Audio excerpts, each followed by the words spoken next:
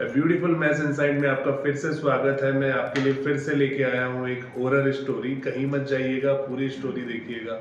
अपनी दूसरी कहानी, ये इंडिया का एक शहर है राजनपुर। राजनपुर बड़ा बहुत खूबसूरत शहर। बहुत खूबसूरत शहर है। राजनपुर में एक लड़की रहती है, पल्लवी। पल्लवी पल्लवी ये लड़की का नाम है और बड़ी खूबसूरत लड़की है। और यानी मैं खूबसूरती की उसकी क्या तारीफ करूं कि उसकी कमर से नीचे उसके बाल बला की हसीन और जमील। ये पल्लवी जो है, पल्लवी की शादी होती है अहमद। इसकी शादी हुई है एक ऐसे आदमी से जो सॉफ्ट इंजीनियर का मास्टर है, सॉफ्टवेयर इंजीनियर है। सॉफ्टवेयर इंजीनियर है, उसका ये काम है। इसने पहली नजर में जब पल्लवी को देखा है तो ये दिल हार बैठा है। वो इतनी खूबसूरत थी कि उसको पहली नजर में उससे प्यार हो गया। यानी जब शादी की बात चली रही है तो उसने उसका प्यार का इजहार किया कि आप मेरी चॉइस हो। बहरहाल शादी हुई अहमद, शादी हुई। शादी के बाद पल्लवी अपने घर में गई। हंसी खुशी दिन गुजर रहे हैं। क्या होता है अहमद, कुछ 7-8 दिन गुजरे हैं शादी के बाद के। एक दिन ये रात में दोनों मियां बीवी ये बेड पे हैं, सो रहे हैं। क्या देखते हैं कि रात के 2 बजे का टाइम है अहमद। इसके मियां की आंख खुलती है। मियां की आंख खुली है और इसने जैसे अपने पड़ोस में देखा है बराबर में, तो पल्लवी मौजूद नहीं है। बिस्तर पे मौजूद नहीं। बिस्तर पे मौजूद नहीं है। इसने यही सोचा कि उठी होगी, वॉशरूम गई होगी, और ऐसा ही है। वो उठा, वॉशरूम की तरफ डायरेक्ट गया है। वॉशरूम की तरफ गया है अहमद, तो अंदर से इसको आवाजें आ रही हैं कि पल्लवी किसी से बात कर रही है। अब चूंकि ये तो शौहर है, लेकिन ये बताता चलूं कि ये शक्की मिजाज भी है अहमद। और ये जो शक है ना, ये मर्द के लिए बड़ी आजाब चीज है। बहरहाल ऐसे में उसकी बीवी भी खूबसूरत, बीवी भी ये शक खूबसूरत 2 से मल्टीप्लाई बनता है। अब वो वॉशरूम में बात सुन रहा है कान लगा के कि पल्लवी किसी से बात कर रही है। अब पल्लवी बात क्या कर रही है? पल्लवी कह रही है कि देखो, हमारे दरमियान जो भी कुछ होता रहा वो अब नहीं चलेगा। अब एक शौहर है और वो ये बात सुन रहा है दरवाजे के उस तरफ से। पल्लवी कह रही है कि हमारे दरमियान अब तक जो भी कुछ होता रहा, इसको एक ख्वाब समझ के भूल जाओ। क्यों? क्योंकि अब मैं एक शादीशुदा औरत हूं और बेहतर होगा कि तुम मेरा पीछा छोड़ दो। अहमद, इसने वो बात सुनी है और गुस्से में वापस बेड पे आ गया है और ये सोच रहा है कि मैं इससे पूछूं कि ये कौन है जिससे तू बात कर रही थी। ये बेड पे बैठा हुआ है। पल्लवी आती है। पल्लवी आई है, उसने देखा, अरे आप उठ गए, खैरियत? कह रहे नहीं, मैंने तुम्हें ना पाके कि तुम मौजूद नहीं हो, मैंने सोचा कि तुम कहां गई, कि तुम तो वॉशरूम में थी। बहरहाल इसने मुनासिब नहीं समझा कि अभी कोई बात की जाए। सो गए अहमद। सुबह हुई, नाश्ते पे बैठे हुए, ड्रेसिंग लगी हुई है, नाश्ता लगाया पल्लवी ने। अब ये पल्लवी क्या महसूस कर रही है कि मियां का मूड ऑफ है कुछ। सुबह इसने ये जज किया सुबह ऑफिस जाने के लिए। जब वो नाश्ता कर रहा है तो पल्लवी ने उससे कहा कि मुझे लग रहा है कि शायद आप मुझसे नाराज हैं। वो कहता नहीं, ऐसी तो कोई बात नहीं है, अभी तो मैं जल्दी में हूं क्योंकि ऑफिस के लिए लेट हो रहा हूं। हां, मैं वापसी आता हूं, वापसी पे तुमसे बात होगी। इतना कह के ही ऑफिस के लिए निकल गया अहमद। अब पल्लवी का सारा दिन जो गुजरा है वो यही सोच के गुजर रहा है कि वो ये क्या कह के गए हैं कि मैं वापसी पे आके बात करूंगा। ऐसी कौन सी बात है जो वो जाते हुए नहीं कह के गए। सारा दिन गुजरा, शाम हुई, हस्बैंड घर आया है, शौहर घर आया, उसने खाना वाना लगाया। उसने कहा नहीं, मेरा खाने का मूड नहीं है। कह रही, अरे आप काम से आए, खाना तो खाएं। कह रहा नहीं, मेरा खाने का मूड नहीं है। मूड ऑफ उसका जाहिर किया उसने और कमरे में चला गया अहमद। लेटा हुआ है। अब ये यही सोच रहा है कि मैं बीवी से बात करूं तो उसका स्टार्ट कहां से लूं, और अगर पूछूं तो मैं उससे क्या पूछूं कि वो किससे बात कर रही थी। अहमद ये सोच ही रहा है कि इसकी आंख लग गई है। ये सो गया है। हस्बे दस्तूर बीवी भी सो गई है, लेकिन वही टाइम 2 बजे का टाइम रात को अहमद, इसके शौहर की आंख खुली है इसने फिर जब बराबर में देखा है तो पल्लवी मौजूद नहीं है। ये उठा है, कहीं नहीं गया, सीधा वॉशरूम की तरफ। और जैसे कल की रात गुजरी है वही आज की भी रात ये दरवाजे के उस तरफ खड़ा हुआ है और ये अपनी बीवी की बात सुन रहा है कि वो पल्लवी किसी से बात कर रही है आज भी। और आज क्या बात कर रही है? वो कह रही है कि देखो, मैं तुम्हें समझा रही हूं, समझो मेरी बात को। वो कह रही है कि देखो, तुम जो चाहते हो ऐसा नहीं हो सकता, लेकिन मेरा तुमसे यह वादा है कि मैं रोज तुमसे नहीं मिल सकती, मगर हां, हफ्ते 15 दिन में मैं तुमसे मुलाकात कर सकती हूं। मैं तुमसे 10-15 दिन के बाद मिल सकती हूं, लेकिन रोज नहीं। अब एक मियां ये बातें सुन रहा है अहमद, दरवाजे के उस तरफ। ये पल्लवी अंदर बातें कर रही है और उससे कहती है कि बेहतर होगा कि मेरी जान छोड़ दो। क्यों? क्योंकि आज मैंने ये महसूस किया है कि मेरे शौहर को शायद मुझ पे शक हो गया है, क्योंकि ऑफिस जाने से पहले वो मुझसे कह के गए थे कि मैं वापसी पे तुमसे कोई बात करूंगा, लेकिन बात ना कर सके और वो आके सो गए। लेकिन मुझे यकीन है वो उठेंगे तो कुछ ना कुछ पूछेंगे, और कुछ क्यों पूछेंगे मुझे मालूम है। जो वो मुझसे पूछेंगे, उन्हें शक हो गया है मुझ पे, तुम मेरी जान छोड़ दो। मियां ने ये सारी बातें दरवाजे के उस तरफ सुनी है अहमद, वॉशरूम का दरवाजा। मियां वो बातें सुन के वापस बेड पे आया है अहमद, और गुस्से में बैठा हुआ है। गुस्से में उसकी आंखें बड़ी बड़ी हुई हुई। पल्लवी वॉशरूम से आई है, ये पल्लवी से मुखातिब हुआ है। पल्लवी आके बेड पे बैठी है, कहता है सुनो, जो मैं कहना चाह रहा हूं जरा उसको सुनो। मुझे बताओ कि तुम वॉशरूम में किससे बातें कर रही थी? वो कहती है नहीं, जो आप समझ रहे हैं ऐसा कुछ नहीं है, मैं किसी से बात नहीं कर रही थी। वो कहता है मैंने अपने कानों से सुना है, और यहां तक सुना है कि जो सुनने के काबिल भी नहीं। तुम कह रही हो कि तुम हफ्ता 15 दिन में उससे मुलाकात कर लोगी, रोज नहीं। वो कहती है देखो, तुम जो समझ रहे हो ऐसा कुछ नहीं है। कहता है मुझे उसका नाम बताओ, वरना मैं तुम्हें मार दूंगा। वो कहती है मैं तुम्हें उसका नाम क्यों बताऊं, जब कुछ है ही नहीं तो मैं तुम्हें क्या बताऊं? कहता है जो मैं सुनता रहा कल रात भी और आज की रात भी। वो कह रही कि ऐसा कुछ भी नहीं है जैसा तुम सोच रहे हो। तो वो शौहर कह रहा है कि देखो, अगर तुम मुझे नहीं बताओगी तो पहले तो मैं तुम्हें मार दूंगा, उसके बाद में उसकी भी जान ले लूंगा। वो कहती है देखो, तुम कोई ऐसा काम मत करो जो तुम्हारे लिए परेशानी का बाइस बन जाए। ये कहता है मैं तुम्हारा शौहर हूं और तुम मुझे ये तंबी कर रही हो कि वो मुझे नुकसान पहुंचाएगा। वो मुझे क्या नुकसान पहुंचाएगा?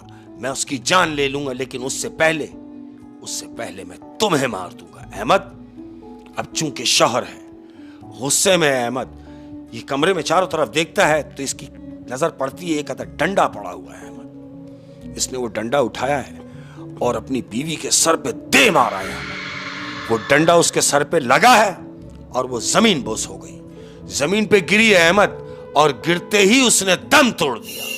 अब जो इसने देखा कि अरे ये तो मर ही गई, मार दिया, बीवी को मार दिया, और वहां खड़ा हुआ है कि मैं अब क्या करूं। इसके जहन में एक तरतीब आती है, वो ये सोच रहा है कि क्यों ना कोई ऐसा अमल हो जाए कि ये खुदकुशी का केस बन जाए। अहमद ऐसा ही होता है, वो उसके गले में फंदा डालता है और पंखे से लटका देता है। अपनी बीवी को उसने पंखे से उसकी लाश को लटका दिया। सुबह हुई तो इसने खुद पुलिस को फोन करके बुलाया है कि मेरी बीवी ने आत्महत्या कर ली है, खुदकुशी कर ली है। पुलिस आई है, इन्वेस्टिगेट हुआ, लाश को लेके गए हैं अहमद। लेकिन जब लास्ट का पोस्टमार्टम हुआ है तो उसमें यह पता चला है कि मरने से पहले, यानी फंदा लटकाने से पहले, उसके सर पे कोई वजनी चीज मारी गई जिससे उसका दम निकला। अहमद इसको अरेस्ट कर लेते क्योंकि घर में और कोई मौजूद नहीं है। जब इसको अरेस्ट किया, इसको थाने ले गए। थाने ले जाने के बाद इससे कहा जा रहा है कि बेहतर होगा कि तुम खुद बता दो, लेकिन अगर हम पूछेंगे तो तुमने जो नहीं भी किया होगा तुम वो भी बता रहे होगे। बेहतर होगा कि तुम खुद बताओ कि तुमने अपनी बीवी की जान क्यों ली। अहमद इसको शौक लगता है, ये समझ गया कि मेरी पकड़ हो गई है और मैं पकड़ा गया हूं। वो कहता है हां मैंने अपनी बीवी को मारा है, बिल्कुल मारा है। तुम समझते हो कि मैं अपनी बीवी का कातिल हूं, तो मैं कातिल ही सही। मैंने एक आवारा और बच्चन औरत की जान ली है। अहमद जेल कस्टडी हो गई और फांसी की सजा हो गई। जाहिर सी बात है, कत्ल के बदले फांसी हो गई अहमद। अब जेल कस्टडी हुई। अब जेल कस्टडी होने के बाद जब फांसी के लिए लेके जाते हैं तो फांसी पे ले जाने से पहले 1 हफ्ता पहले उसको काल कोठरी में रखते हैं। डेथ सेल, काल कोठरी, डेथ सेल में उसको रखा जाता है। ये डेथ सेल में उसको लेके जा रहे हैं, किसको? उसके शौहर को, कि अब 1 हफ्ते के बाद इसको फांसी का ऑर्डर है और ये इसको फांसी होगी। डेथ सेल की तरफ जा रहा है। बिल्कुल जब ये डेथ सेल के पास पहुंचता है तो वो पुलिस वाले कहते हैं, ले भाई तेरी थोड़ी बहुत जो जिंदगी रह गई है अब इस काल कोठरी में गुजरेगी। उसके बाद तुझे तो फांसी पे लटक ही जाना है। तो वो कहता है, अरे सुनो, मुझे यहां कहां छोड़ के जा रहे हो? वो कहता है, अब तेरी यही जगह है। तो कह रहा है कि मेरी अगर यही जगह है तो मुझसे पहले ये अंदर कौन बंद है? पुलिस वाले उसको देख के कह रहे हैं कि अंदर कौन है? तेरा दिमाग खराब हो गया है? अंदर कोई भी नहीं, तेरा वहम है। अहमद अब जब इसको डेथ सेल की तरफ लेके जा रहे हैं, अहमद डेथ सेल के जंगले के पास ही जैसे पहुंचे हैं पुलिस वाले उसको लेके, तो इसकी नजर पड़ती है किसकी? इस शख्स की जिसको फांसी का ऑर्डर हुआ है। इसकी नजर पड़ती है डेथ सेल के अंदर, यानी इससे पहले एक शख्स बैठा हुआ है, काली चादर डाला हुआ है और उसका मुंह जंगले की तरफ है अहमद, यानी वो इसी को देख रहा है। और उसकी फर्राट आंखें, इतनी खुर्राट आंखें हैं कि वो सोच रहा है कि मैं आंखों में ही खा जाऊं। ये उस शख्स को देख रहा है और पुलिस वालों से कह रहा है कि मुझे कहां लेके आ गए हो? पुलिस वालों ने इससे कहा कि अब तेरे जो बाकी दिन रह गए हैं इसी काल कोठरी में गुजरेंगे, वो भी अकेले। तो जानते हो ये क्या कह रहा है? क्या? ये कह रहा है कि तुम कह रहे हो अकेले गुजरेंगे, लेकिन मुझसे पहले ये अंदर कौन मौजूद है, यानी जाल के उस तरफ। तो पुलिस वाले ने कहा कि तेरा दिमाग खराब हो गया है? यहां और कौन है तेरे अलावा या हमारे अलावा? लेकिन सुन, हम जा रहे हैं और तू अकेला है। जाल हटाते हैं अहमद, इसको अंदर डालते हैं काल कोठरी में, लॉकअप बंद किया और ये पुलिस वाले चले गए। अब ये जब अंदर दाखिल हुआ है, क्यों कि ये तो जाल के बाहर से ही देख चुका है कि अंदर पहले से कोई है। ये जाके कोने में बैठ गया है। वो जो अंदर वाला शख्स है, उस अंदर वाले शख्स ने इसकी तरफ देखा है और इससे मुखातिब हुआ है कि हां, क्यों आए हो यहां? किस जुर्म में आए हो? किस जुर्म में आना हुआ? वो कहता है, मैं कत्ल के केस में आया हूं और मैंने कत्ल किया है। तो कहता है कि ये तो पता चले कि किसका कत्ल किया है। वो कहता है, ये बताना जरूरी नहीं, और तुम्हें क्यों बताऊं कि मैंने किसका कत्ल किया है?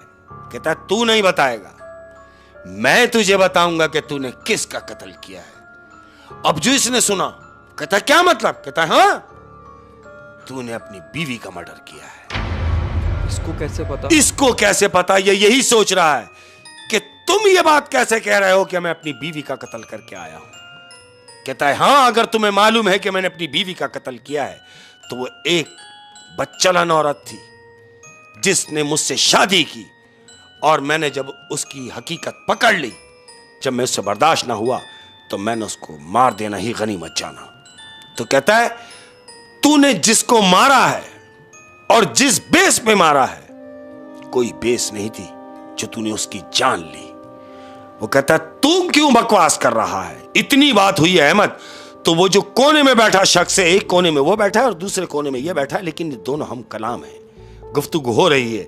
इसने जब उसको गुस्सा दिलाया कि मैं तुझे क्यों बताऊं और तू कौन होता है ये सब बातें करने वाला, अहमद उसने वहीं से हाथ बढ़ाया है अपना और सीधा उसके गर्दन के ऊपर यानी एक कोने से दूसरे कोने पर उसका हाथ सिर्फ उसकी गर्दन पर है और उसकी गर्दन से पकड़ के वो ऐसे दीवार से उसको उठा रहा है और ये चीख रहा है बुरी तरीके से अंदर डेथ सेल के अंदर, ये बुरी तरीके से चीख रहा है। अब जब ये ज्यादा चीख रहा है तो पुलिस वाले भागते हुए आए। जब पुलिस वाले भागते हुए आए हैं तो क्या देखते हैं कि वो नीचे पड़ा हुआ है और उसके चेहरे और गर्दन पे नाखूनों के निशान है अहमद, और चीख रहा है कि मुझे इस शख्स से बचाओ, मुझे बचाओ इससे जो ये अंदर मुझसे पहले से मौजूद है। पुलिस वालों ने इसको देखा। पुलिस वालों को वो नजर नहीं आ रहा है अहमद जिसका ये बता रहा है कि देखो ये तुम्हारे सामने खड़ा है, ये मेरे सामने अंदर है और तुम इसको देखो, इसको रोको, ये मेरी जान ले लेगा।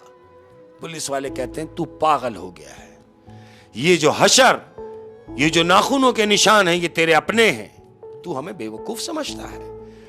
ये नहीं समझ रहे पुलिस वालों को इन सब बातों का कोई सरोकार नहीं, क्योंकि इनकी समझ में नहीं आ रहा है। मत पुलिस वालों ने आपस में एक दूसरे को देखा है और इसके हाल पे छोड़ के चले गए। अहमद, पुलिस वालों के जाने के बाद वो जो अंदर शख्स मौजूद है वो कहता है सुन, तुझे अभी फांसी में 6 दिन बाकी है, लेकिन मारूंगा मैं तुझे रोज रोज मारूंगा और रोज सजा दूंगा। तो इसने ये पूछा नहीं कि ये कौन शख्स है? वहीं आ रहा हूं। ये किसी को नजर भी नहीं आ रहा? नजर नहीं आ रहा, किसी को नजर नहीं आ रहा सिवाय इसके। अब क्या होता है अहमद, 6 दिन इसकी फांसी में रह गए, काल कोठरी में है, लेकिन वो 6 दिन उसके कैसे गुजरे हैं उस काल कोठरी में, यानी रोजाना उसको अजियत दी जा रही है। वही शख्स उसको पूरे हफ्ते अजियत देता रहा, इतनी अजियत पहुंचाई है कि वो चीख रहा है कि बजाय इसके कि मैं फांसी पे जाके मरूं, तू मुझे यही मार दे। वो कह रहा है नहीं, मैं तुझे इतनी आसानी से मरने नहीं दूंगा। अब वो शख्स इससे पूछ रहा है कि देखो, तुम जो मेरा हशर कर रहे हो, जो मुझे मार रहे हो, मुझे बताओ तो सही कि तुम हो कौन? और किसी को नजर भी नहीं आ रहा। तुम किसी को भी नजर नहीं आ रहे सिवाय मेरे, तुम कौन हो? अब वो शख्स इससे कह रहा है कि जानना चाहते हो कि मैं कौन हूं? तो सुनो, मैं वो जिन हूं जो बचपन से तुम्हारी बीवी पे आशिक था। इसने बोला क्या कह रहे हो? कह रहा हां, लेकिन हमारा रिश्ता पाक था, हमारा रिश्ता नापाक नहीं था। मैं तुम्हारी बीवी पे आशिक जरूर था, लेकिन हमारे कोई ऐसे ताल्लुकात नहीं थे। लेकिन चूं कि मैं एक जिन हूं, मैं तुम्हारी बीवी पे आशिक था और तुमने अपनी बीवी को यह जान के कत्ल कर दिया कि वो किसी इंसान के चक्कर में है। यानी उसकी बीवी जिससे बात करती थी वॉशरूम में जाके, वो फोन पे बात नहीं करती थी। फोन पे बात नहीं करती थी वो अहमद, किसी जिन से बात जिन से बात करती थी। ये इस जिन से ही बात करती थी वॉशरूम में जाके, वो इसी से हम कलाम। जब भी उस लड़की ने मरते वक्त कहा था कि उसके बारे में ऐसा नहीं बोलो, वो तुम्हें नुकसान पहुंचाए। दरअसल वो अपने शौहर को बचाना चाहती थी कि ये उससे कहां उलझेगा, क्योंकि वो तो जिन है, बीवी जानती है। लेकिन उसने उसको ये बताने का मौका ही नहीं दिया अहमद, उसने उसकी जान ले ली। उसके बाद अभी उससे कह रहा है कि मैं उस पे आशिक जरूर था, लेकिन हमारे कोई ऐसे ताल्लुकात ना थे। तुमने शक के बिना पे उसको मार दिया, तो मैं तुझे कैसे छोड़ दूं? तूने मेरे महबूब को मुझसे जुदा किया है, तो मैं तुझे कैसे अकेला छोड़ दूंगा? सुन, मैं तुम्हें जब तक तड़पाता रहूंगा। फांसी तो होगी तुझे बाद में, जब होनी होगी। फांसी से तो तू मरेगा, लेकिन मारूंगा मैं तुझे रोज रोज इतना मारूंगा कि तू मौत मांगेगा, तुझे मौत ना मिलेगी यहां अंदर बंद वार्ड में। कहता देखो, ऐसा कुछ ना करो, ऐसा कुछ ना करो। अगर मुझे मारना ही है तो फांसी से पहले मेरी जान ले लो, लेकिन रोजाना मुझे अजियत ना पहुंचाओ। इतना कहता है अहमद। वो कहां सुनने वाला था, वो फिर शुरू हो गया। रोज उसको अजियत पहुंचाई अहमद, यानी इस हद तक हो गया जैसे अब कल उसको फांसी है। आज की ये जो रात है, इस रात में वो उससे कह रहा है कि पहुंचा ले आज मुझे जितनी भी अजियत पहुंचाना चाहता है। वो जिन से कह रहा है? जिन से कह रहा है। क्यों? क्योंकि कल तो मैं फांसी पे लटक ही जाऊंगा और तुझसे मेरी जान छूट जाएगी। तो जिन उससे कह रहा है कि तू जो समझ रहा है कि फांसी के फंदे पे लटकने के बाद तेरा दम आसानी से निकल जाएगा, ये तेरी भूल है। मैं फांसी के फंदे पर भी तुझे तरसाऊंगा, तुझे तड़पाऊंगा। ये कहता है फंदे पे मुझे क्या तड़पाएगा? ऐसा ही हुआ अहमद, फांसी का दिन आ गया। अब दूसरे दिन फांसी का दिन है, इसको फांसी घाट पे लेके जा रहे हैं। फांसी के तख्ते पे इसको खड़ा किया है अहमद। इसके मुंह पे कपड़ा डाला गया है। जल्लाद ने कपड़ा डाला, फंदा डाला।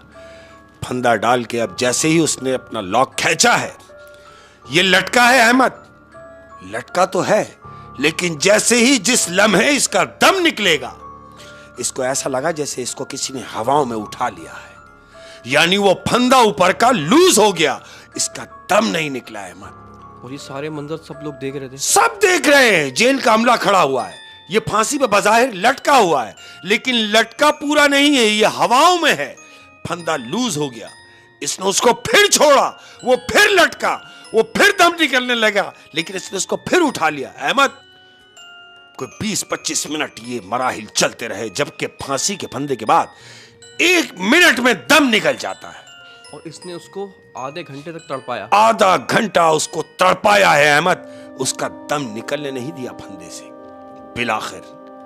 बिलाखिर एक लम्हा ऐसा आया, ये लटका है और इसने इसको उठा रखा है और उससे कह रहा है कि जा, अब जा और वहीं जाके उससे माफी मांग, जिसके साथ तूने गलत किया है।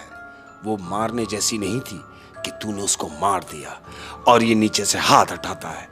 अब ये लटक गया है अहमद और इसका दम निकलता है। अजियतनाक मौत मरा है अहमद, शक ने जान ले ली। और आप ये भी देखें ना कि गलत फहमी एक हाँ, तरीके की, बिल्कुल ऐसे ही। क्योंकि वो जिन था और वो समझ रहा है वो कोई इंसान था। इंसान है। क्या ये अच्छा होता कि वो बात उसको करते, मारने से पहले बात पूछता, उससे बात करता। बीवी है, अरे पूछो, बात कर सकते हो, बात करने में कोई हर्ज नहीं है। अगर वो उससे बिठा के पूछता, मे बी की बीवी उससे बताती कि मुझ पर कोई शय है जो मुझ पे आशिक है, उसका इलाज हो सकता था अहमद। लेकिन वो चूंकि गलतफहमी का शिकार था, वो ये समझा कि उसकी बीवी किसी इंसान के चक्कर में है। और लाख चाहे अगर आपके साथ कोई बेवफाई कर दे तो मारना तो उसको नहीं चाहिए ना। फिर भी बिल्कुल, किसी की जान लेने का हक नहीं है। अपनी राहें जुदा कर लो, बिल्कुल, उसको मारने का क्या तुक बनता है। बिल्कुल। तो खैर गलत फहमी में एक औरत की जान ले ली और उसकी भी जान ले ली इंजीनियर। हाँ, वो भी गया। और पल्लवी की भी जान गई। हाँ, पल्लवी भी मर गई। होए होए शेख साहब, और हमारे एपिसोड का टाइम ही पूरा हुआ। क्या बात है, क्या बात है। और बहुत शुक्रिया शेख साहब। बहुत शुक्रिया उन लोगों का जितने भी हमारे प्यार करने वाले हैं। और मैं कहता हूं कि दिलों में जगह बनाइए, और दिलों में जिंदा वही रहता है जो मोहब्बतें बांटता है, आसानियां बांटता है, तकलीफें बांट लेता है। कोशिश कीजिए अपनी ज़ात से कि किसी को तकलीफ ना हो, कोई यहाँ से दुखे नहीं, आपके अल्फाज से, आपकी हरकत से, आपके सकनात से। अपना बहुत ज़्यादा ख्याल रखिएगा। अस्सलाम वालेकुम वरहमतुल्लाहि वबरकातुहू। अल्लाह हाफिज़।